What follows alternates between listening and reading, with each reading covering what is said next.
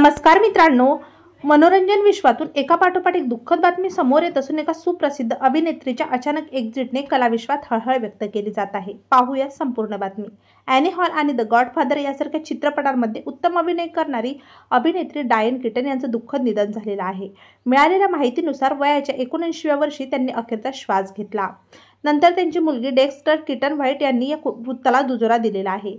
कुटुंबाने सोशल मीडियावर पोस्ट करत चाहत्यांना तिची विनंती केलेली आहे. कीटन यांचे कॅलिफोर्नियामध्ये निधन झाले. त्यांच्या मृत्यूचे कारण अद्याप समोर आलेले नाही. कीटन गेल्या काही महिन्यांपासून आजारी होत्या. त्या त्यांच्या कुटुंबासोबत राहत होत्या आणि मित्रांपासून दूर राहत होते. त्यांनी त्यांच्या आरोग्याबद्दल उघडपणे बोललेले होते. तिला खाण्याच्या विकाराने ग्रासले होते, ज्यामध्ये एखाद्या व्यक्तीचे त्यांच्या खाण्याच्या सवयीवर नियंत्रण नसते.